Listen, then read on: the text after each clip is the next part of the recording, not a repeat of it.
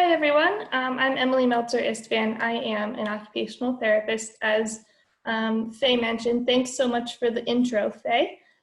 So today we're going to be talking a little bit about common but uncomfortable hygiene issues in individuals with autism and kind of across the spectrum. So these issues may be things that kind of are not talked about, but again are kind of thought about day to day. So we're going to be covering a little bit about the 7 sensory domains and kind of how those might look in terms of the context of hygiene and toileting, and also sexual health and puberty. We'll talk a little bit about the 8th sense, which is, we'll get into that a little bit more, but it's also called kind of the hidden sense, and it relates to toileting and also to puberty. And then we'll talk about the sensory experience in terms of how that relates to toileting, some practical solutions for daily routines, a little bit about sexual health and puberty and how that kind of can be talked about with individuals on the spectrum. And then finally, we'll have a little bit of time at the end for questions and discussion. So I want to start out by talking a little bit about the sensory domains. And we all kind of learn in grade school the 5 senses, touch, hearing, smell, taste, and vision. We actually have 2 more senses that really aren't talked about very much. And as I mentioned in the first slide, we actually have 3 more senses that we kind of don't think about. So the first one is the one in green here on this diagram. We'll get into it in a moment in another slide. But the one below that in orange is a second sense that we don't think about. And then finally, we have this diagram on the right here that we will talk about later. So the green one is the proprioceptive sense, and the orange one down there is the vestibular sense. Then this diagram on the right shows a little bit about the 8th sense. It's called interoception, and we'll talk a little bit about that later. But just a quick, brief overview of those other 2 senses. The first one is the vestibular sense, and that essentially gives the body an idea of where it is in space and also helps us keep our balance. So this is the sense that gets a little bit out of whack when you're motion sick or when you're like spinning on a ride. It's the vestibular sense that makes you feel kind of nauseous and dizzy. So the second one, proprioception, was that green one on our diagram. And that essentially tells us where our arms and legs are without looking at them. So it's kind of that idea that we can pat our head and rub our stomach at the same time without looking. That's that proprioceptive sense. So these 2 concepts will come in later as we talk a little bit about toileting. And then we have interoception, which I mentioned earlier is that 8th sense or the hidden sense. And it's essentially defined as the process of sensing body signals. So really being able to kind of feel the sensations that are going on inside your body while you are going through your regular day-to-day routines. So for example, as you're moving through your day, you may kind of be working on the computer and then eventually realize that your stomach is growling and you probably need to go get something to eat. Or your throat is dry and so you probably want to go get some water.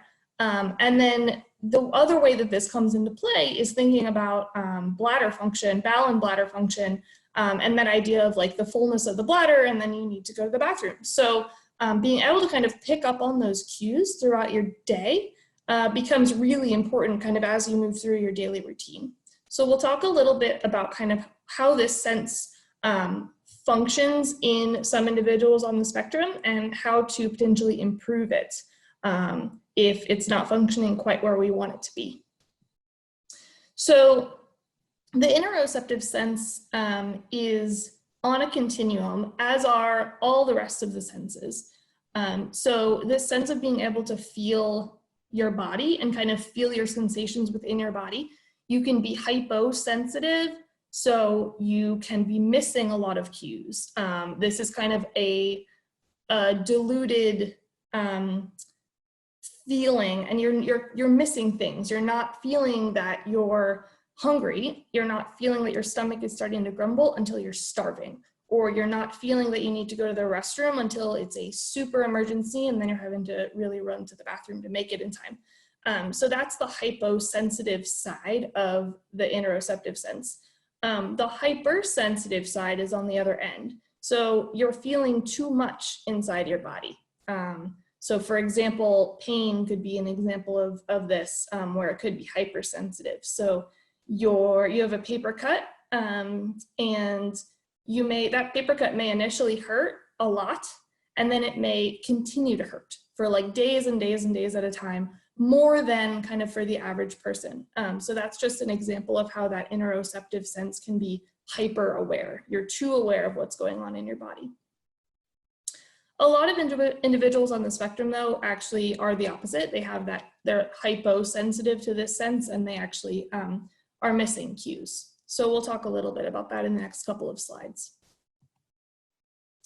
So can this sense of interoception be improved? Research and the literature says that yes, it can be improved. The question is, how do we improve it?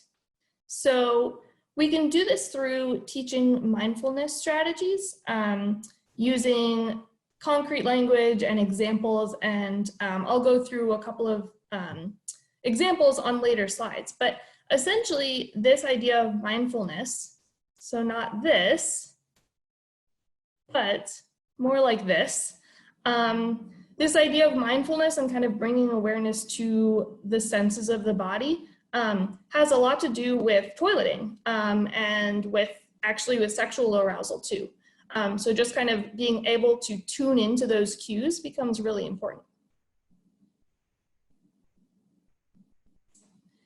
So we talked about improving the interoceptive sense. How do we improve it? What do these mindfulness strategies need to look like?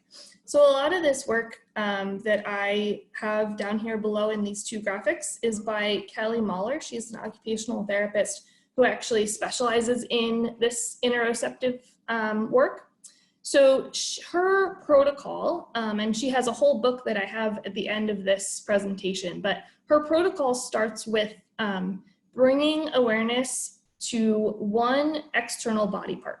So for example, you can start with like a child's hands. So the parent would model when I'm washing my hands, they feel cold. The water feels cold. And so just kind of starting to give words to what your hands feel like throughout the day. When I'm cutting up vegetables, my hands feel whatever. Just kind of being able to start to label external body parts and how they feel is kind of the first piece of her protocol. So you kind of move on from the hands and being able to label an external body part that you can also see to maybe the nose, or like less obvious external body parts. And I just want to throw in briefly here that this is kind of a long-term strategy to the toileting question and the toileting issue. This is not a quick fix. This is kind of going to take some time, and it's going to take some doing on the part of the parent. So we would start with an external body part, as I said, then move on to another external body part and kind of go through several external body parts and bringing awareness to those parts of the body that the child can see before we move on to internal body parts. So a relatively easy one is the stomach, and thinking about like, what does my stomach feel like after I eat? What does my stomach feel like when I'm on a swing? And starting to give words to those internal sensations. So then finally, kind of the gold star at the end of Kelly Mahler's protocol is the bowel and bladder, and to kind of be able to start to bring awareness to what the bowel and bladder feel like.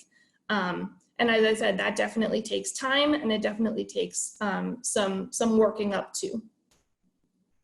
So that, as I said, is kind of a long-term strategy to the toileting question and the toileting issues. We're going to move into some less long-term strategies and some more short-term strategies. So I wanted to briefly summarize Kelly's protocol before we move into short-term summaries or short-term strategies for kind of the toileting issue. So Kelly's approach starts with one external body part and then moves on to a different external body part, like the feet, another external body part that can be seen, and then a third or fourth external body part that it maybe is not seen, like the nose or something that you really have to bring more awareness to, and then moving to an internal body part like the stomach, and then finally kind of that gold star of the bowel and bladder and being able to bring awareness to it. And Kelly actually, as I said, I have her resources at the end of this PowerPoint, but she tells a story of a client who she sees who has been doing a lot of work with her mouth and like bringing a lot of awareness to her mouth, because the child tends to, when she gets dysregulated, she tends to bite. So the family was doing a lot of work with the mouth and bringing awareness to the mouth. And eventually the child was able to say, "Mom, I really want to bite. I really feel like I need to bite." And that's kind of the end goal of all of this, is to be able to essentially catch it before it happens, if that makes sense, and bring awareness to those feelings of like, I want to, and I'm able to verbalize that.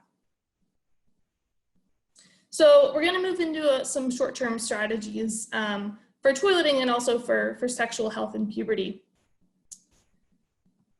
So very briefly, I want to touch on kind of the sensory experience of toileting. And we don't spend a lot of time thinking about this, but I just wanted to kind of bring it up as thinking points for moving forward as you all are thinking about issues around toileting. So the first thing that I want to bring up is the toilet itself and kind of getting on the toilet and the stability around being on the toilet. So here we have highlighted the toilet seat and then also the ground. So when a child kind of can get on to the toilet seat or maybe gets on the toilet seat with help, they may feel pretty unstable up there. And because they're feeling pretty unstable and their trunk is feeling kind of less supported than it normally is, they may have a harder time relaxing, and so they may have a harder time eliminating and actually going to the bathroom. So you may want to think about either some sort of mechanism at the base of the toilet, so whether that's like a box or even like a stack of books or something to essentially stabilize the feet so that the rest of the trunk is more stable.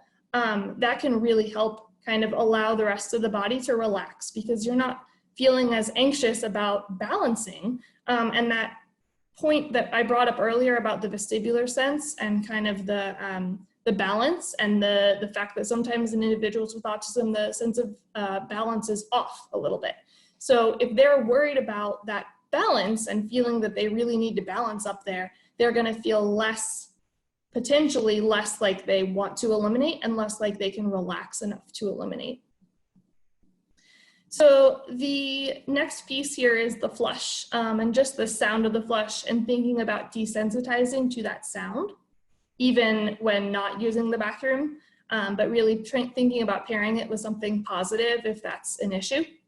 And the last piece here is the toilet paper. So just thinking about the feel of that, or the ability to use that and like the fine motor skills that it takes to kind of rip off a piece of toilet paper when also having to balance on the toilet, right? So just kind of bringing up some of these issues to think about the next time you all are kind of faced with this question of toileting. So I'm going to move briefly through some practical solutions for daily routines. This touches a little bit on kind of activities of daily living, showering, dressing, that kind of thing. And then we'll move into some solutions for sexual health and puberty. So I want to give a quick disclaimer on these practical solutions. Everybody's body is different. Some suggestions that I mentioned may work for your child or patient, and others may not. So just keep that in mind. This is not an exact science. Things will change over time, preferences will change over time, and also kind of what works will change depending on as the child grows or as the environment changes, these preferences could change. So just keep that in mind. All right, so practical solutions for brushing teeth. So the toothbrush hurts.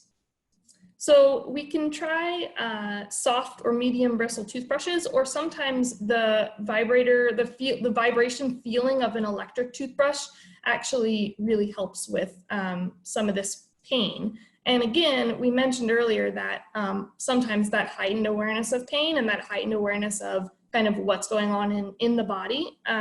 So as we think about that, this kind of soft bristle toothbrush or an electric toothbrush may help with some of that pain. The taste of the toothpaste and the foam causes gagging. So for that, we can try non-foaming toothpaste. You want to look for a toothpaste that does not have SLS in it, which is sodium lauryl sulfate. That's the chemical that makes the toothpaste foam. So when you're looking at the ingredients on the back, it should not list SLS. And I think there are a couple of brands that are known to not have SLS in them. One of them is Sensodyne Repair and Protect, does not have SLS in it. So that might be a good brand to try if this is an issue. Showering, practical solutions. So the shampoo feels slimy or it feels icky.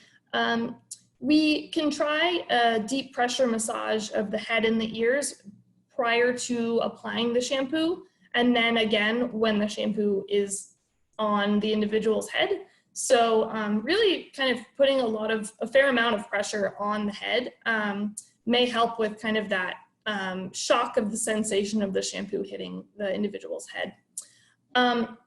We mentioned earlier the idea of balance and kind of that proprioceptive sense and being able to know where your body is in space without looking at it, and then also being able to balance. A lot of times in the shower, balance and kind of where your body is in space becomes hard. The heat of the shower and the kind of the steam of the shower can actually decrease your blood pressure, so it can make you feel kind of dizzy and not like you're able to balance as well as you are normally. So it may be worth, if this is an issue, it may be worth trying a shower chair or a shower bench.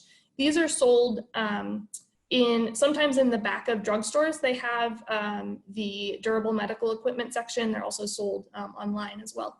So that may be a good option if balance is an issue in the shower. Practical solutions around getting dressed. So if the clothing seams are uncomfortable, we can think about having the child wear their underwear, including bras and undershirts, inside out, so that those seams are not touching them anymore. And again, because it's kind of the undergarments, no one will ever know that it's inside out. So that may be a good solution for that. If we have issues with buttons and snaps, we may want to go for elastic waistbands or magnetic or Velcro closures. And I know that Target has a new line of pants and shorts with magnetic and Velcro closures. New clothes feel scratchy. I know that a lot of parents will mention that they are washing clothes 5 and 6 times, new clothes, before their child will wear them. They just feel like they're always washing new clothes to make them feel kind of broken in. And to kind of mitigate that, you can try adding a 1/4 cup of baking soda to the wash cycle, and that should help kind of soften things up in the first wash. So I'm going to move into sexual health and puberty. So why talk about sexual health? Will giving young people information about sex just encourage them to kind of go try? And overwhelmingly, the research evidence says no. It actually does the opposite. So we know from the literature and from research that sexual health is strongly tied to mental health. And there's some evidence that there are higher rates of sexual minority identification, so LGBTQIA identification within the autism population. So just kind of keep that in mind as we start to think about sexual health and as we start to kind of dive deeper into these topics. So again, kind of thinking about the importance of talking about sexual health in general, there was a study done by the Center for Disease Control that essentially found that these sex ed programs and kind of talking about sexual health openly reduced the frequency of unprotected sex, reduced the frequency of pregnancy, and reduced sexually transmitted diseases as well. So a couple of strategies for talking about sexual health. The first is to teach before puberty. So you really want to kind of start to think about these conversations prior to when the individual reaches puberty. It can kind of be jarring or overwhelming as the body starts to change, and there's really been no kind of conversation about it or really no idea that it's coming. Again, thinking about kind of practical strategies for when to have this conversation. Having the conversation while walking or while in the car may kind of mitigate some of that uncomfortableness around the conversation. Because I think sitting down to talk and kind of the eye contact that comes with that may be really hard on an individual with autism and on the adult. So it may be easier to kind of be doing an activity while having this conversation. Use concrete, anatomically correct language, and then kind of supplement that with visuals or social stories that are developmentally appropriate. And lastly, try teaching what to do rather than what not to do. So kind of keep things positive and mention, how things should be done rather than what not to do. I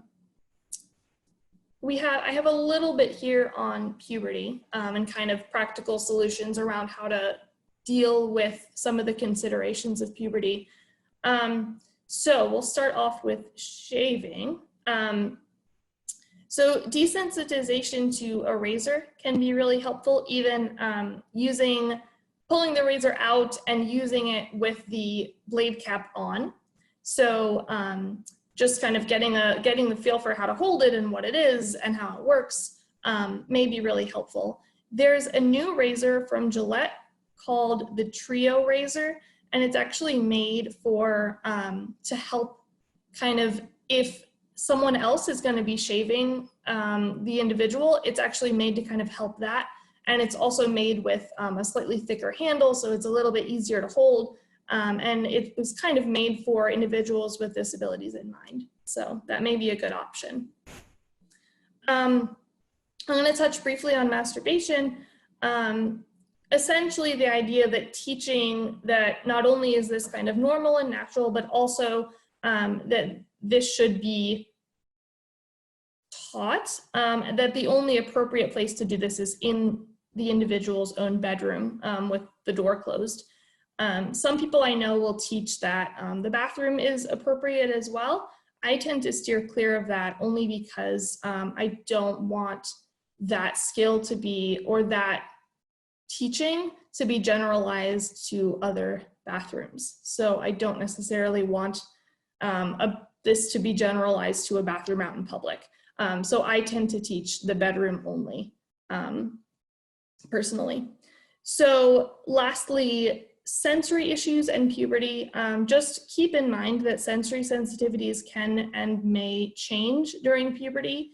They also may intensify, just as we think about kind of the hormone fluctuations that happen during puberty. So keep that in mind as the child begins to, become 9, 10, 11, that those sensory sensitivities may change. Using social stories for natural occurrences like nocturnal emission and also erection may be really helpful, developmentally appropriate social stories. And then thinking about other potential changes with puberty, including sleep and the effectiveness of medications. Sleep may change and effectiveness of meds also may change, just kind of based on the hormone fluctuations and things.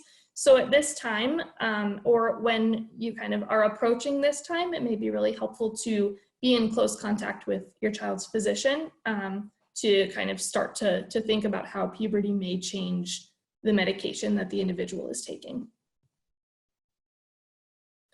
A couple of practical solutions on menstrual care. When we think about the routines around menstruation, it may be helpful to think about use of a visual schedule in tandem with a phone alarm or some sort of alert to try and encourage checking and changing of the pad. I tend to prefer use of pads over use of tampons for individuals on the spectrum, solely because if they forget to check and change, there's less of a risk of like toxic shock syndrome and that kind of thing if they're using a pad versus a tampon. So that's my own particular preference on that. And then thinking about use of feminine products in general and kind of the before puberty piece, thinking about desensitizing with mini pads or with panty liners, just to kind of desensitize to the feeling of having something else in the individual's underwear, and then practicing pad placement. So taking an old pair of light colored underwear and actually tracing around where a pad may go, and then having the individual go through the steps of kind of practicing sitting on the toilet and putting the pad on and putting it where it needs to go, may be a really good concrete strategy for how to start to teach where the correct placement of that is. And then finally, the use of period underwear, which is relatively new. I think there's a brand called Thinx, THINX, I think, and they make period underwear that I've heard to be pretty good. So that's another option. Finally on here, thinking about menstrual cramping and just double checking potential drug interactions, any drug that the individual, over-the-counter drug that the individual may take for menstrual cramping, just like a Midol or something, just double checking that that is not interacting with other drugs that they may be also taking. And then finally here, I just have a couple of resources. The first one on the left is the Toilet Training Toolkit, and this is located on our UVA Autism Drive resources page. If you search Toilet Training Toolkit, it'll come up. It's through Autism Speaks. On the right is Kelly Mahler's book called Interoception, the Eighth Sensory System. So this is kind of diving much deeper into the interoceptive piece and kind of how that ties into toileting and sexual arousal and that kind of thing. So if this is of interest to you, Kelly has a lot of free resources on her website as well. And then just a few more resources here. On the left, the Organization for Autism Research has a nice sex ed page and goes through a lot of LGBTQIA friendly resources and things and guides. The book here that has the birds on it is kind of written almost in like a guidebook fashion, and it kind of promotes making healthy choices and kind of thinking about choices that are right for the individual and also making smart choices. So that may be a good option for teens or young adults who kind of this is kind of coming and this phase is kind of starting to happen.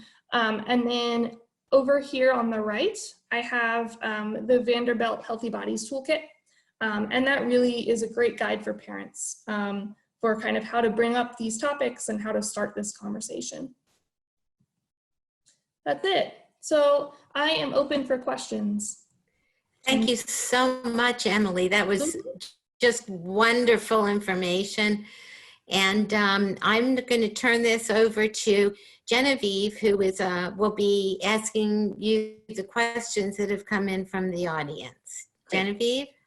Great. Thanks, Faye, and thank you, Emily. I feel that your presentation is not only applicable to individuals with autism, but anyone who has children, and having 3 children of my own, I will be using a lot of these strategies in the coming up years. So some of our questions that we have that are coming in, again, apply to a lot of children. For example, wiping after a bowel movement. Do you have any strategies that would make that either more comfortable for children learning how to do that, or help adults teach that even as the children get older and it's really maybe not appropriate for the adult to be intervening? So that's, yeah, definitely. And that's something that I think we kind of see a lot. And I think the idea of practicing that skill when there hasn't just been a bowel movement. So kind of thinking about like, let's go through the steps of how to pull the correct amount of toilet paper off the roll, and then like reaching behind to wipe, and just kind of going through those steps when there hasn't just been a bowel movement and there really isn't kind of a potential mess to clean up, is probably one way to start with that. And yes, as individuals get older, there's definitely an increased kind of pressure to teach that and teach that independence, especially because, you know, as the individual gets older, you don't necessarily want others or service providers or nursing aides or whatever to help with that. That's not necessarily ideal. So if you can kind of start to teach that when there hasn't just been a bowel movement, that may be helpful. Also, thinking about different thicknesses of toilet paper may help. So it may be helpful to get kind of the thicker brand of toilet paper, like the Charmin Ultra brand. That may help with some of that. Some of the thinner toilet paper tends to like rip too easily, and you kind of can't, that motion is really tricky sometimes. So thicker toilet paper may help with that. What are your thoughts on maybe wipes? Like they have those restroom wipes that you can use, and I know some students who have had to use tools or devices to hold the wipes and use them. Do you think those are applicable? Yeah, I do. I know what you're talking about. There are these little devices that you can use to essentially kind of extend your reach and extend your arm. And those are great. Assuming that the individual can hold it and can kind of learn to use that, those are awesome. I think flushable wipes are also a really good option too. Yeah. That's great. So sticking with the toileting theme, do you have any strategies or resources for visuals for children who are trying to learn to toilet who are nonverbal? Yeah, so I think starting with a picture schedule and starting with kind of whatever communication system the individual is using, putting in kind of those steps and putting in those words may be really helpful. And again, using pictures may also be really helpful. I know that there are a fair number of animated like videos and things, and the idea that video learning may be helpful too. So again, I think starting with pictures, and then also definitely thinking about however the individual communicates, whether it's through sign or picture exchange, or just kind of beginning to give them the words to say, you know, I need to go, or I need help, or beginning to kind of give those words, or, you know, is really helpful. That's great. Thank you so much. The potty theme is a big question right now, and it's really coming in for the participants right now. So would you recommend, say, a squatty potty or a stool to help stabilize the core when children are using the restroom?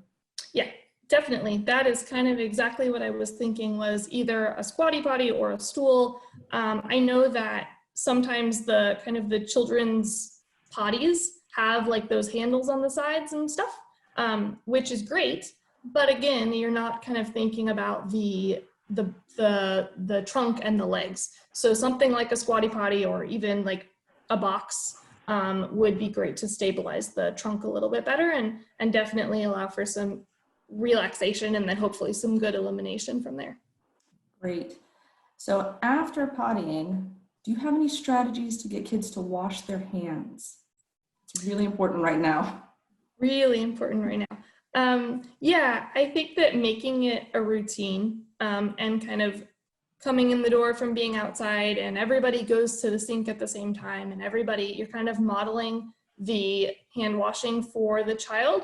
And then also we call it backwards chaining. So allowing the child to have some help for the first several steps of the activity, and then maybe they do the very, very last step.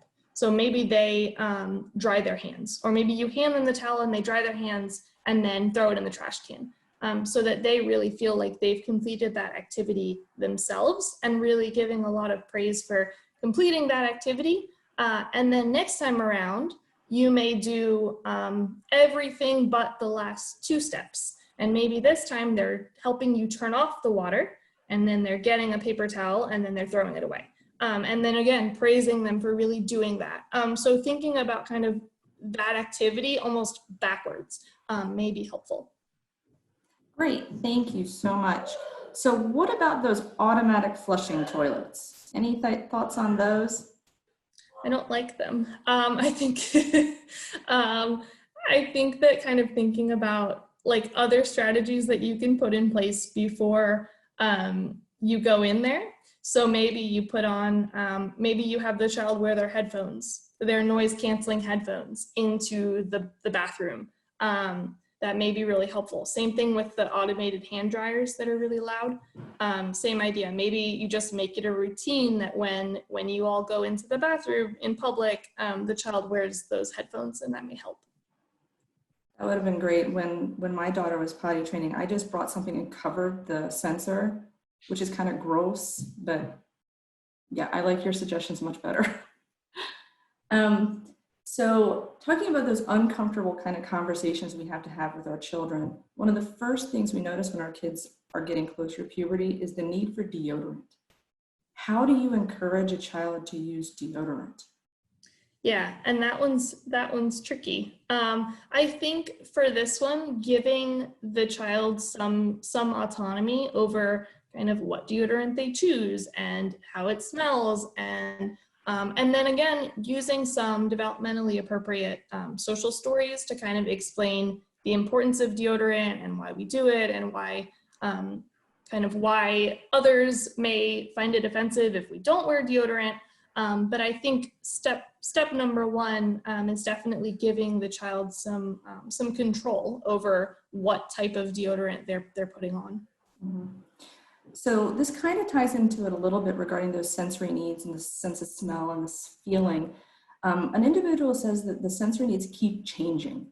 She feels like she's figured it out, and then, a couple weeks later, it's totally different. Is that common, and how can we help anticipate those changes? Yes, so that is definitely common, and especially around puberty, you'll see that a lot, where sensory needs change. And I think just kind of knowing that they may change is kind of the first step here, and anticipating like, oh, this may work for a couple of weeks, but I know from previous experience that it may change. So I think that because everybody's different and what everybody prefers is really different, it's hard to say exactly kind of how to anticipate that and what to do. But I would say that if these sensory needs, especially moving into puberty, are so kind of severe that they are disrupting the individual's life, or they're disrupting your life, I think it's important to get an assessment by an occupational therapist to kind of really dig into what those needs are, and also kind of how to handle them moving forward. So talking about that kind of severity and the sensory issues, and you did mention talking about these things before they happen to give the individuals a heads up. An individual has a child who has autism and is also intellectually disabled, and they are worried that those body changes are going to be scary. So how early should they start these conversations? Yeah, and that really depends on the individual. Obviously, as the parent, you know your child best. So however long it takes for them to kind of feel comfortable with something new. The average age of puberty for girls and boys is somewhere between 11 and 13, with like 15 being the high end and like 9 being the low end. So just kind of thinking about when is the right time to start to bring up those conversations, and how much time you think you need for your child to kind of start to get comfortable with a totally new concept and a totally new idea. And then again, kind of using those resources, using those social stories and potentially having kind of multiple smaller conversations around how things will change or what things will look like might be helpful. Yeah, that'd be great. So we did have a question about that interoceptive sense, that hidden sense you talked about. Some of the parents are wondering, how do you know that that's the root of the issue? Is there a way to measure that or gauge that that is causing the toileting issues? Yeah, and it's really hard sometimes. It's really, really hard to know. I think initially ruling out any sort of medical issue or any sort of urinary tract infection or bowel issue is kind of the first step in any of this. And once all of that has been ruled out, potentially starting to think about whether it could be an interoceptive issue may be the way to go, but definitely ruling out medical concerns first, and then kind of going down the path of maybe it could be an interoceptive issue, and kind of here's how I might start to think about mitigating some of that. That's great. And I think we have time for one more question. And we have a few questions about nail care. Trimming nails seems to be a really hot topic right now. One, if you bite your nails, how do you stop? And then how do you help your child with nail clipping? Because it's really scary for some of them. Yeah, and again, that's kind of, we talked earlier about that hypersensitive sensory system and how for a lot of us, we don't feel pain, but for some individuals that may be really, really painful.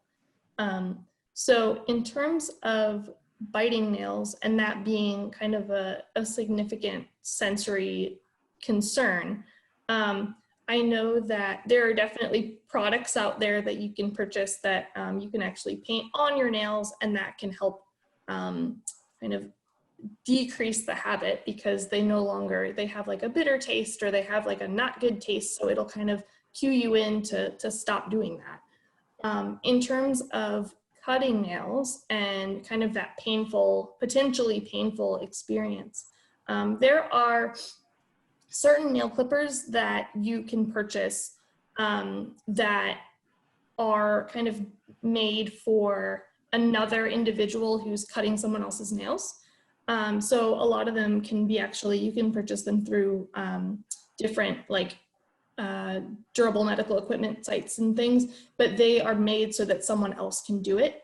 And that may actually decrease kind of some of the pain sensation because it's made for someone else to be cutting nails. The other thing to think about with nail cutting is potentially pairing it with something else. So pairing like cutting one nail with something really positive, and then that's it. That's all you do that day. You did that one nail, they got some sort of reward, and that's it, it's done. And then maybe come back a day later and do another nail. And it's a slow process, but then there's kind of less of an association behind that nail clipper and pain and all that. So those are great suggestions. I really appreciate all your insight and all the practical tips you gave to address these issues that everyone has, but no one seems to want to talk about. I'm going to go ahead and turn it back over to Faye. Thanks again, Emily.